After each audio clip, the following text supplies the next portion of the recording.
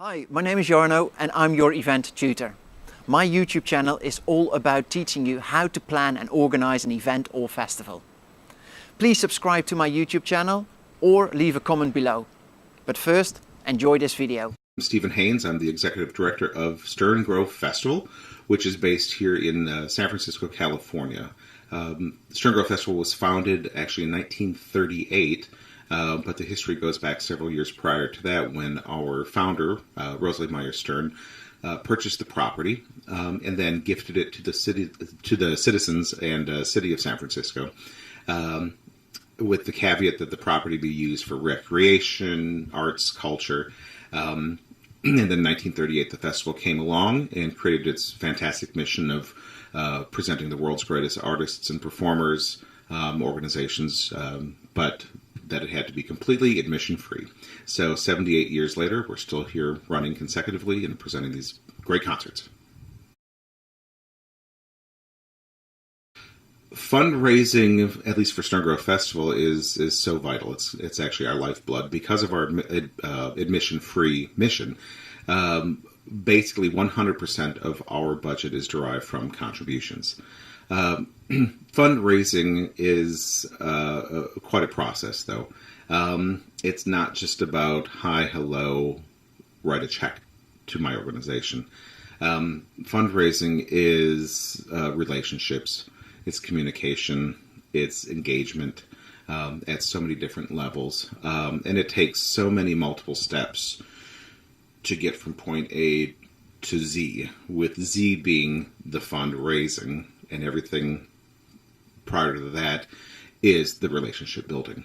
So to me, that really is what fundraising is all about, is relationship building and communication, vision, branding, so many different things that go into it, with the end result of somebody buying into what you're saying in a positive way and saying, I support what you do and support the mission, and you have succeeded in this communication back and forth. Therefore, we will financially support you. So, can you say something about how important it is to have clear objectives or a mission before you actually start out with fundraising? Absolutely. I mean, you look at any organization, not just our festival or the arts. Specifically, I mean, any nonprofit that is raising monies must have a clear objective, and it's about that emotional connection. You could be the SPCA, and you have really a great message. I mean, we always somewhat joke, but to say if it involves animals or children, you've got it made, because you have very clearly defined missions, roles, responsibilities, and outcomes. Save a child, save a puppy. I mean, that's really heartwarming and emotional. When you then start looking at arts, culture, and other types of nonprofits, you have to be even more clear. What is that mission that you're supporting, and then how do you find that emotional connection as well with your own organization that will hit your audience and your patrons with a quasi-similar connection, but so that they feel that connection. The clarity of that message is clear. So with us, very specifically, what is that message? The message is we are still giving to this product, these concerts. We're giving it to you admission-free, but it takes a village. We can't do it alone, and we need your support. And it's also to help the entire community. It's about accessibility in general, not just being free, but we truly are access to the arts and have been for nearly 80 years. If I were to say that this is your first step or your second step and that it's so clear and concise, I mean, I would be lying. If you are, this is again my take on it. Sure, there are some very clear steps, but many times when you're starting out, whether it's something new or something existing and you're doing a new campaign or creating a new organization, many times you're throwing 20 things against the wall and seeing what sticks. and you've got to figure out what is your sticky factor. Where does the message hit? Where does it ring? So if you're starting out, first and foremost, I'm creating a new festival. Where do we start? Well, it's really, you've got to decide. I think your first step really needs to be about your community. It's got to be about your audience. So do they need this, and do they want it? If there isn't that need or that want, nothing's going to come to be. Now, you can take the P.T. Barnum approach in that you can basically create all the magic, the PR, the fluff around it. And there's a lot to that as well, and where it's about marketing. So, yeah, sometimes you need to be out leading the audience and convincing them that this is what you need and this is what you want. But I think a lot of times it's just finding that balance. But identifying those needs of the community first and foremost. Are you the only one in town, or are you going to be one of 27 festivals? Because then you're really talking about competition, not necessarily just, for audience, but it's competition for time, capacity, sponsorship. The list goes on and on. So define your audience first, and then take your next steps. Absolutely, grant writing for us, for this organization, is very, very important. So I personally have written some of the grants for the organization, but we do have a grant writer here. She is much smarter than I am when it comes to grant writing. That's one of my keys. If you're ever going to be in management or become an executive director, where I've been so fortunate, always make sure that every person sitting around the table is smarter than you are. Rule number one for management. And I'm good at doing that, finding people that are smarter than I am. And so grant writing, though, is very important because there's such a different speak to the narrative. My role and responsibility when it comes to foundations and grant writing is shaping the message, painting the picture, creating the vision, coming up with new concepts, making contacts, etc. The grant writer is then able to grasp that, change it a little bit, tweak it, suggest this, suggest that, but then really is the best packager. If I made up a word, I apologize to all school teachers out there, but yet our grant writer has the ability to package those messages, put it in a beautiful little box, tie it up in a ribbon, and send it on out. You constantly are changing your message, though, depending on who your audience is and which foundation it is. Are you writing for general support? Is it a special tech grant for technology? Is it a education outreach grant? So overall, my job is to put the big lens on the organization and possibly change that once in a while. But grant writing, especially for this organization, since, again, our entire budget is contributed revenue, it is, foundation support is integral to what we do. Define who you are, and which doesn't change. This is our organization. This is our mission. But define the problem. And by problem, I don't mean necessarily that it is a uppercase capitalized P with problem. Define the issue. What are you looking at? What new program area are you looking to be funded? But define the problem. Make the case. Make the ask. 3 steps.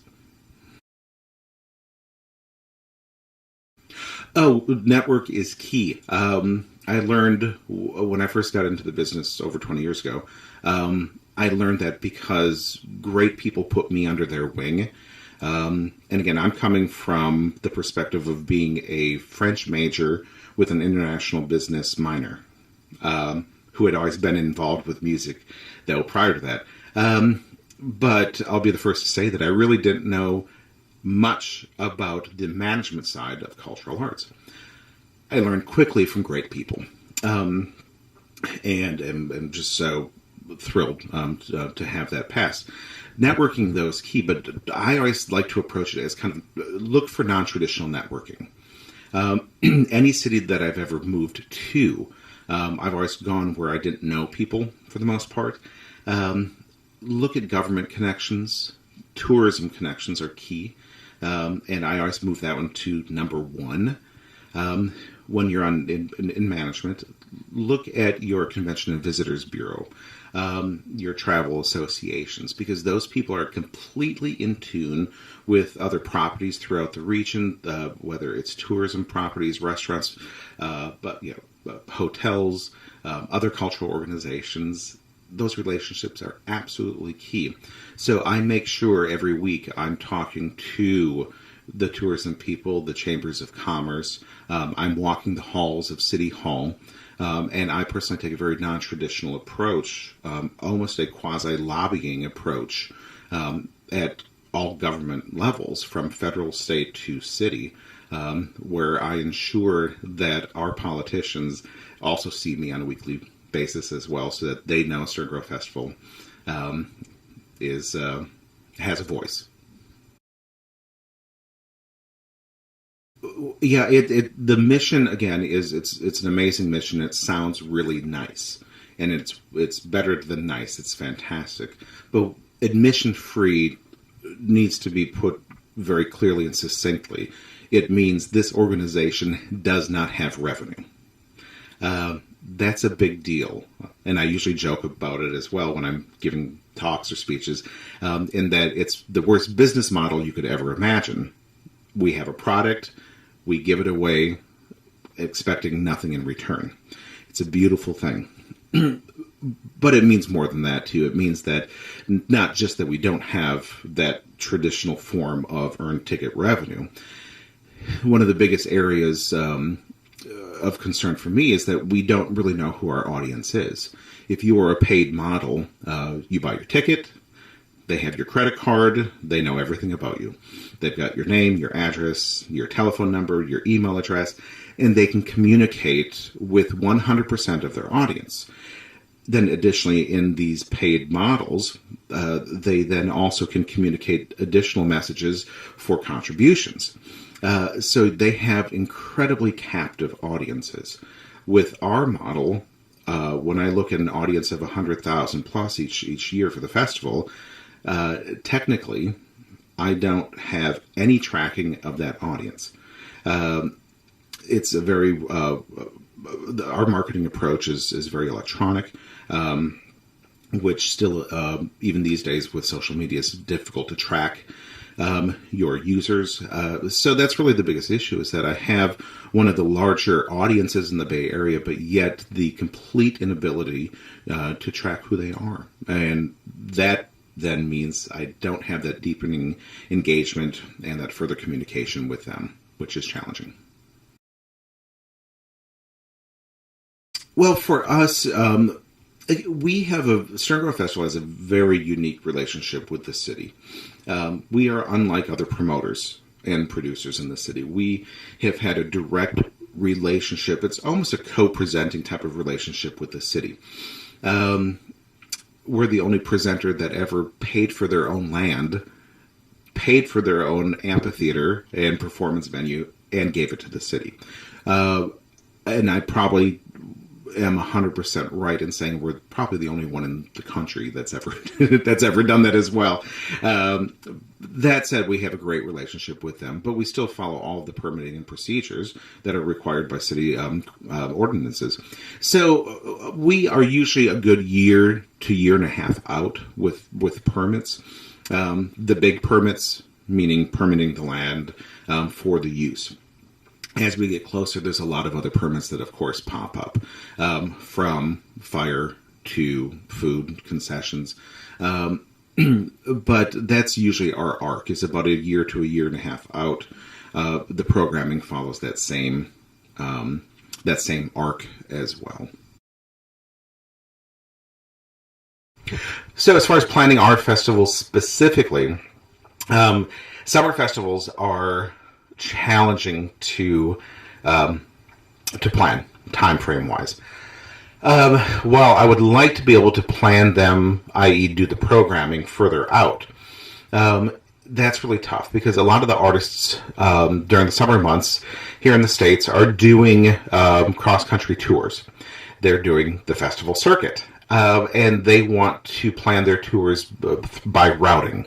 So, they don't want to do a festival in San Francisco and then fly to Kansas City to then fly to Los Angeles to then have to fly to Maine and then come back.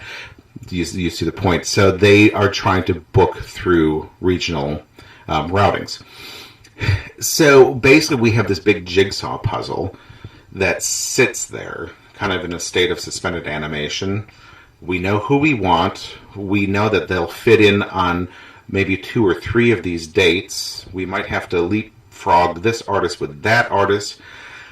So, which is probably why my hair is getting a little bit grayer these days, but there are times where we don't have a confirmed full lineup until spring, late winter, spring, which gets tough. So it's difficult with this type of planning. Plus, I want to start working on more commissions and more self-producing per se. That too is challenging when I want to work with certain artists, but yet they don't know their schedules because of the summer month challenge. Just makes it tough. In other settings, it's a lot easier. My previous background was symphony orchestras. We would plan 3 years out. We would plan 4 years out, and it was much, much easier. Ballet and opera sometimes plan even a little bit further out than that. Festivals is not the case. It's challenging. Well, as far as logistics with us, again, Stern Grove Festival is pretty, I hate to say easy. The fact that we've been doing it for so long, luckily there's a lot of people involved that have great institutional knowledge and history. But at the venue, of course, there's a lot of things that need to take place with the stage, the staging, the canopy rigging above the stage. But that really doesn't go up until just a week or 2 before the festival. Basically, once we hit May 1st, from an operational side, we're up and running. We announced the season May 1st. We're adding to the staff during that period for then a start in usually mid-June. But as far as operational, it just all starts happening really those 2 weeks out from the start of the festival, where you're bringing in, tables, benches, security fencing, rigging, lights, etc., things like that. So it's a pretty short window. Well, having a great team is essential to any organization. As I've stated before, is you're only as good as the team that you bring in, and as I said, I always make sure that everybody sitting around me is much smarter than I am. It's essential. For 3-4 months of the year, you're running nonstop. So you're talking about fatigue factors as well. These are people that you're spending a lot of hours with, not just in the office, but offsite as well. I just don't know what else to say other than the communication between your team, the way you build the team is just essential to making this all happen. But what's really important is it goes back to the mission of the organization. Everybody has to be bought into what this is all about. If not, it's just not going to work. Again, we have a mission of presenting the world's greatest artists completely admission-free. Not many organizations can say that, and we all believe in that, and we all believe that what we're doing is so much more than just presenting concerts that are admission-free. So once everybody believes that, it makes all of this, it makes the hours and the headaches and the stress, makes it all really, really worth it. The ability to multitask is essential for any event planner. Multitask, preparing for any eventuality, but keep calm. I mean, you cannot get rattled in this business. You must have the ability to process whatever the situation is. And some of our situations can be good, they can be bad, and they can be ugly. Process it. You must have the ability to process incredibly quickly without getting, rattled, without, getting upset. And so, I mean, you can come up with a list of scenarios, of 103 scenarios, and trust me, there's 107, there's 207, and there's more than that will come up. And from the craziest ones, and those, I mean, I think all of us in this business could write a book as far as some of the crazy ones that have come up. But it sounds so cliched, but just that multitasking, and the ability to process calmly and collect your thoughts in an incredibly quick way is absolutely essential to running a great show. Thanks for watching this video. I hope you enjoyed it. My name is Jarno, your event tutor. Please subscribe to my YouTube channel and do check out my other videos. See you next time.